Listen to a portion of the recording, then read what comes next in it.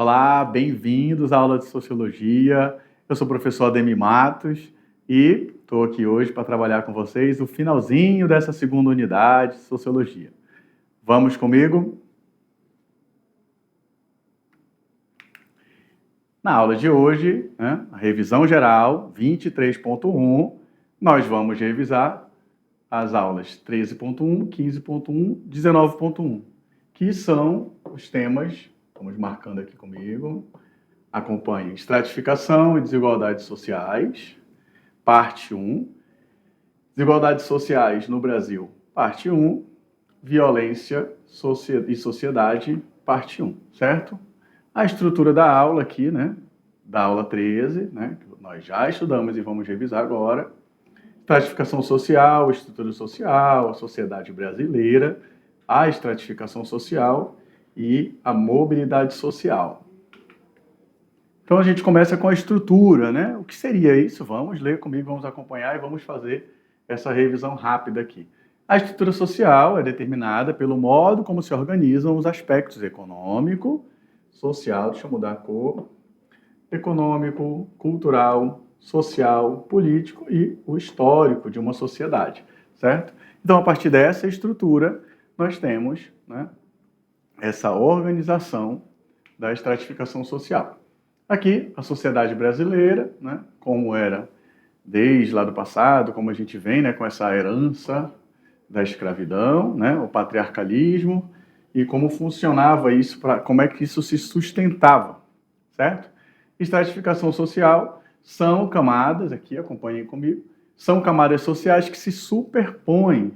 Essa divisão ocorre de acordo com diferentes critérios sociais e históricos que estabelecem uma hierarquia, Então, nós temos ali aqueles que estão acima, Quando a gente coloca aqui que eles se sobrepõem, são camadas, Então, uma está acima da outra, certo?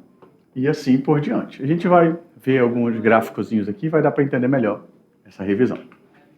Mobilidade social é determinada pela possibilidade de um indivíduo mudar de posição na hierarquia social. Então, se nós temos uma hierarquia que a gente pula de uma camada para outra, para que você possa mudar dentro dessa estrutura, você precisa se mobilizar, certo? E a isso nós damos o nome de mobilidade social. E aqui nós temos um exemplo muito bom, de superposições, como a gente viu nesse slide aqui, Como é que uma camada se superpõe ou se sobrepõe à outra, tá? Então, primeiro conceito, o que seriam as castas? As castas constituem comunidades fechadas e de compartilhamento de características sociais hereditárias, certo? Lá na aula, quando nós trabalhamos esse tema, nós falamos, eu falei para vocês que mesmo que isso já tenha sido abolido na Índia, que eles não seja mais algo decretado, ainda existe um papel cultural muito forte. Essa semana mesmo eu vi um vídeo, não quis trazer para a aula porque era muito forte, Ele é censurado dentro do Instagram, imagine na nossa aula. Era de uma mulher, sendo puxada pelo cabelo pelos homens, e eles vão passando a tesoura no cabelo dela por ter feito alguma coisa lá que eles não concordam. Então, dentro das castas, as mulheres são inferiores também, dependendo de qual camada dessas aqui elas ocupam. Então, vamos acompanhar comigo aqui no slide mais essa explicaçãozinha. Na sociedade estamental, nós temos os estamentos, E nós temos aqui em cima o rei, certo? O clero, que quem não lembra são os padres, os sacerdotes, os bispos e assim por diante. A nobreza, aqueles nobres que detêm as terras. Vejam aqui a moedinha, aqui uma bíblia, certo? E aqui a enxada, porque são os serviçais, os trabalhadores, os operários, certo? E vamos aqui para as classes sociais, tá? As classes sociais podem ser entendidas como agrupamentos de pessoas, Estou lendo aqui com vocês, que surgem da estrutura de desigualdades sociais, mas tem como base a igualdade formal entre os indivíduos. Então, a base das classes sociais é que existe uma igualdade entre os indivíduos, mas nós sabemos que não funciona dessa forma, Nós temos ali dentro das classes, quando a gente coloca A, B e C, existe uma escada onde um tem mais do que o outro, tá? E aí nós vamos ver para alguns pensadores, alguns sociólogos, né, começando por Marx, o que eles pensam dessas classes sociais e dessa divisão, tá? Acompanhem comigo aqui. Para Marx, os direitos inalienáveis da liberdade e justiça não resistem às evidências das desigualdades sociais promovidas pelas relações de produção capitalista, que dividem os homens em proprietários, né, e não proprietários dos meios de produção, certo? Então, aqui, quando ele fala os proprietários e os não proprietários, são aqueles que detêm os meios de produção e aqueles que não detêm. Então, se eu tenho aqui o dono de uma empresa, lá no caso de uma indústria, e aqui eu tenho um trabalhador, né? Dentro da empresa tem todo o maquinário. Então, são esses os meios de produção, né? Lá dentro tem uma empresa, uma indústria que funciona. Só que esses homens, que são os proprietários, né, hoje, na linguagem de hoje, seriam os empresários, né, os empreendedores e assim por diante, eles precisam dessa mão de obra aqui, do trabalhador, certo? Então, para Karl Marx existe essa relação de troca. Enquanto um tem a força de trabalho, o outro tem os meios de produção, certo? Mas é uma relação que era para ser igual, né? Mas acaba tendo essa desigualdade por causa dos interesses, de algo que ele vai chamar de mais-valia, mas que a gente não estuda diretamente nesse tópico, tá bom? Para Max Weber, né, ele analisou as classes sociais de outra forma, buscando diferenciá-las de outros componentes da estratificação social, tá? Ele afirmou que a sociedade se estratificado divide-se em camadas, certo? De acordo com 3 dimensões. E quais são essas 3 dimensões que a gente precisa gravar para não esquecer? Econômica, política e social, tá? Então são as 3 dimensões que Max Weber vai colocar, que seria a ideia, né, da sociedade estratificada, dividida, ou das classes sociais. E aqui nós temos um pequeno gráficozinho, onde nós temos o tema, né, estratos sociais, e aí eu vou colocar de laranja, porque, né, as castas são mais conhecidas na Índia, onde não há mobilidade, então vamos para o vermelho, não há a mobilidade, né? E aqui nós temos a sociedade indiana, é uma das mais conhecidas com a questão das castas e esses desafios, certo? E aí nós vamos ter as classes sociais, certo? Muita mobilidade, né, social aqui, e sociedades capitalistas, né? Sociedades que ali guardam, né, mantêm, fazem circular muito o capital, certo? E os estamentos, onde há pouca mobilidade também, né? Assim, aqui na primeira parte não tem nenhuma, aqui nós temos nas classes sociais, nas castas nós não temos, e nos estamentos nós temos pouca mobilidade, mas nós temos. Aqui nós temos o quê? Nas sociedades feudais, tá? Só para a gente dar essa revisada e memorizar. Vamos então agora para a aula 15.1, revisando ainda, né, desigualdades sociais no Brasil, tá? O que nós vamos ver? A conceituação, né? Conceituando a desigualdade social, a industrialização e a formação da sociedade brasileira, a fome, o coronelismo e as raças e classes. Conceito de desigualdade social, o conceito refere-se em linhas gerais à privação dos direitos ou de acesso a recursos para um grupo ou uma pessoa, um indivíduo, que cria distinções entre os indivíduos. Então, as distinções aqui seriam o quê? Para a gente melhorar nosso vocabulário. São as diferenças, né? Então, a desigualdade vem de tudo aquilo que priva você dos seus direitos, né? Eu não tenho direito, né, de ter o meu direito. Sou privado daquilo. Por quê? Por algum tipo de problema, porque eu estou à margem da sociedade, porque eu não tenho recursos, porque eu não tenho uma condição financeira para acessar esses recursos, né?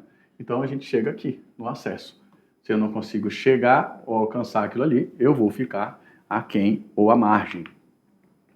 Aqui nós vamos ter a colonização, certo? A ideia de que a Europa era o centro da cultura mundial, né? O etnocentrismo, que vem do quê? De etnia ou raça, né? Como o centro. E a gente também poderia chamar de eurocentrismo, porque seria a Europa como centro, certo? O semeador e o ladrilhador, dois modelos de colonização, certo? Vamos colocar o Brasil aqui como verde e amarelo, porque hoje estamos na Copa. E dentro da industrialização brasileira, nós temos o quê? O modelo desenvolvimentista e desenvolver o quê? No lado econômico, mas não na qualidade de vida das pessoas. Prevaleceu-se o quê, então? A desigualdade, né, social. Então, prevalece essa desigualdade porque não houve um investimento na qualidade de vida das pessoas. É algo que é discutido até hoje, tá? Tem algumas melhorias em alguns campos e alguns desafios em outros. Dentro ainda do coronelismo, nós temos o quê? A política ali dos governadores, tá? Nós temos a política do café com leite, nós temos a fraude eleitoral, tínhamos e temos até hoje, não é? E o voto do cabresto, que seria o quê, né? Seria um coronel, junto ali de um capataz ou um jagunço, ameaçando de forma direta ou indireta, né? Olhem aqui o amor dele atrás, né? Uma escopeta, uma espingarda, para forçar ali o funcionário dele a votar. Percebam aqui, ó, que o olho dele está quase saindo da cabeça, de tanto medo que ele está, né? Porque está sendo pressionado. Certinho? Vamos para a nossa última aqui, não menos importante, sociedade e violência, violência e sociedade. O que seria a violência e a violência como foco ou em foco. E o que seria então a violência? O termo violência vem do latim, né? Violentia ou violência, que significa violência, caráter violento ou brávio, né? Temos aqui esses três significados. Ou ainda força. O verbo violares significa tratar com violência, profanar, transgredir. Bora colocar aqui, ó. Tratar com violência, profanar, transgredir, referindo-se a tudo aquilo que é vil, né? Referindo-se a vis, isto é, força, potência, vigor, ou ainda, deixa eu apagar isso aqui, ou ainda a força em ação, certo? O recurso de um corpo para exercer a sua força e, portanto, a potência, o valor e a força vital. Aqui é um conceito de forma etimológica literal, né, do que significa. Aqui nós temos uma espécie de gravura, né, uma pintura com uma qualidade, uma imagem com uma qualidade bem baixa, ali quase que uma rachura, né, o efeito, onde a gente vê uma pessoa atacando a outra aqui, provavelmente um guarda, né, com um cacetete, atacando alguém, certo? Nós temos a ONU, o símbolo da ONU. E nós vamos para a violência auto-infligida, né? Suicídios, comportamentos autoabusivos, certo? E atos de automutilação, como a gente pode ver aqui na foto. Eu vou passar para não ficar muito tempo aqui e acontecer algum tipo de restrição da nossa aula, tá bom? Mas tudo aquilo que vai contra o corpo ou contra a saúde da própria pessoa se enquadra nessa auto-infligida, nesse tipo de violência, tá? A violência interpessoal, que seria o quê? Da família e dos parceiros íntimos, que geralmente ocorre dentro de casa, como abuso infantil, violência contra idosos e violência contra as mulheres. E aqui eu chamo a atenção de vocês para que vocês pesquisem, né, a Lei Maria da Penha. Maria da Penha era uma senhora que tinha um relacionamento muito complicado, abusivo, onde o marido dela a espancava e tudo mais, sempre que ele estava alcoolizado.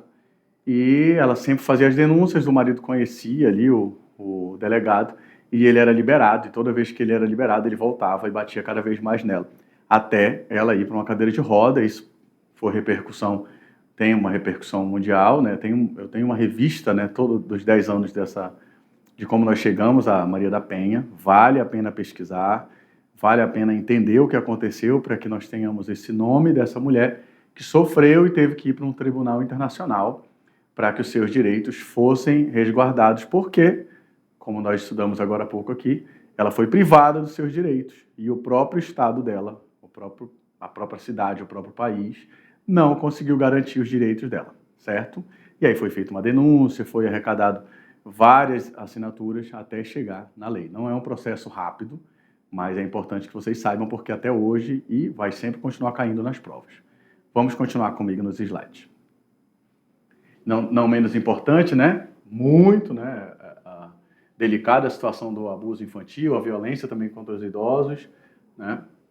Vale ressaltar isso daqui também. A gente até poderia colocar com os animais, que não está aqui, mas nós já temos leis e estão lutando para que essas leis fiquem cada vez mais severas com as pessoas que matam os animais ou machucam. Por quê? Porque a psicologia, a psiquiatria explica que as pessoas que começam a agredir nesses animais provavelmente vão depois agredir pessoas, né? Aqui a violência coletiva, né? Ela pode se manifestar no âmbito econômico, né? Como ataques por ganhos materiais, aqueles que objetivam interromper a atividade produtiva, negar o acesso a serviços essenciais ou criar segmentações econômicas, né? E aí vocês podem colocar, né, ataques a hospitais, a centros de acesso, né, de serviço social e assim por diante. Aqui nós temos algumas referências do que nós utilizamos na aula, certo? Eu agradeço a participação de vocês, deixo vocês agora aí com o professor presencial de vocês, com avaliação parcial. Estudem, boa recuperação para vocês e a gente se vê na próxima. Até mais.